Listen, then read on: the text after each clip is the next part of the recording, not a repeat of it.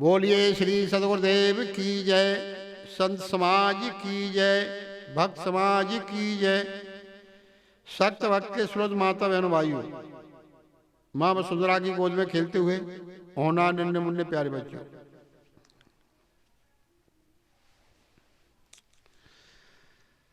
तो सद्गुरुदेव क्या कहते हैं? सद्गुरु कहते हैं कि अपने शिष्य से, के शिष्य तू अपने संस्कारों को संभाल ले। संस्कारों को संभाल लेगा तो तेरा भविष्य बन जाएगा, और संस्कार को नहीं संभाल पाया तो तेरा भविष्य बिगड़ जाएगा। तो संसार के बंधनों से मुक्त होना चाहो तो ये अपने संस्कार को हम अच्छा कर सकते हैं। संस्कार जिसने बना लिया अपना अच्छा, वो बड़ा महान हो जाता है, और संस्कार जिसका खराब हो जाता है तो वो नरकगामी हो जाता है। तो नरकगामी से अपना अच्छा शुभ संस्कार बनाना चाहिए। शुभ संस्कार बनाने काम बनेगा सद्गुरु संतों की शरण में जाने से।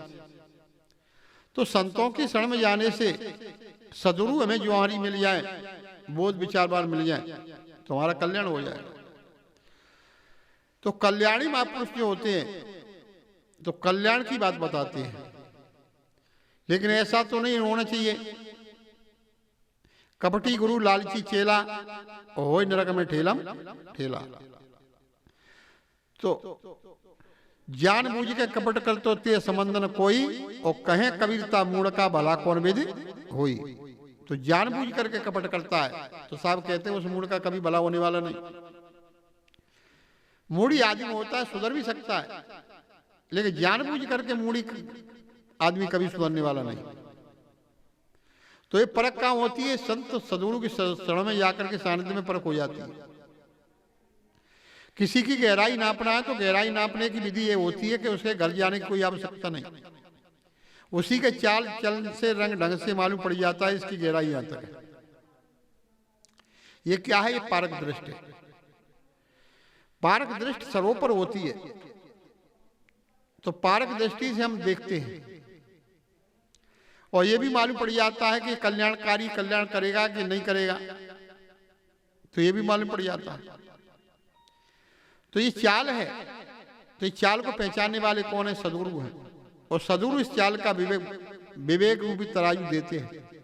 इस विवेक रूपी तराजू से इस चाल को परखो। जिन्होंने इस चाल को परख लिया वही तो धन्यवाद के पात्र होते हैं। तो हम सोचें कि वास्तव में ऐसा संस्कार बने, ऐसा संस्कार बने तो हमारा संस्कार मलिन न हो जाए, संस्कार हमारा खराब न हो जाए। संस्कार खराब हो गया तो फिर उसको कोई साफ करने वाला नहीं। तो संस्कार को बढ़िया बनाओ। जिन्होंने संस्कार को बढ़िया बना लिया तो उनका ही तो विशेषता होती है, और वो ही संसार सागर से पार हो सकते हैं। तो संस्कार बनाने से बनता है, संस्कार बिगाड़ो तो बिगड़ता है। तो इसी प्रकार से संसार में जो सद्गुरु की कोई कमी नहीं, तो सद्गुरु भी जानबूझ कर करना चाहिए। जो सूझबूझ हो, जानकार हो, लेकिन रोटी तोड़ने से सद्गुरु नहीं होते कि भोजन मिल जाएगा और हमारा जीवन निर्वाह होता रहेगा। ऐसे तो शुकर कुकर भी कर लेते, लेकिन ज्ञान की भी आकांक्षा हो। यहां पर भगवान वो महावीर स्वामी के पिता का अर्धमान नाम था पहले पिता का, लेकिन अर्धमान का अर्थ होता है जो वो महावीर स्वामी का नाम पहले अर्धमान था। अर्धमान नाम तो महावीर स्वामी के अर्धमान नाम पर यहां पर व्यंग किया गया कि अर्धमान किसे कहते हैं? अर्धमान का अर्थ होता है आकांक्षा। तो महावीर स्वामी जी ने सोचा कि आकांक्षा किसी की पूरी संसार में होती नहीं, आकांक्षा को हार मान लेना ही जीत होता है। तो पहले उनका नाम क्या कहते? हनुमान कहते पहले, फिर महावीर स्वामी पड़ा। तो अनुमान का अर्थ होता है अपने विकारों को हनन करना। महावीर स्वामी का अर्थ होता है, जो महावीर माँ कहते हैं, जो आकांक्षा है, आकांक्षा आज तक संसार में किसी की पूरी हुई न कभी होने वाली। तो महावीर का अर्थ होता है फिर उनको कोई हराने वाला नहीं। जो आकांक्षाओं को अपनी जो आकांक्षा है, आकांक्षाओं से हार मान लेना, उसकी जीत होती है।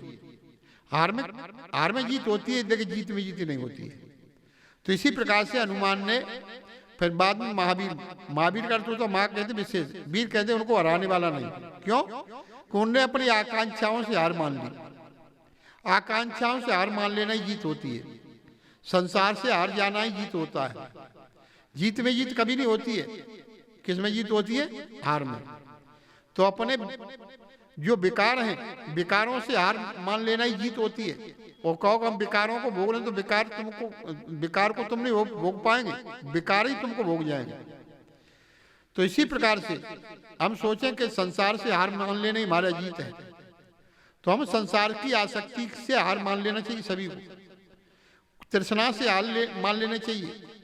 कहा है कि तृष्णा है कि डांकनी ई जीवन तत्काल, ज्ञान हरे क्रिया हरे, बल वीर हरे और लाज, यश लक्ष्मी कीर्ति हरे, अरे तब मुक्त समाज। इतने घात करती है क्या? तृष्णा। तो तृष्णा ही तो डांकनी है, लेकिन हम तृष्णा भटकते हैं।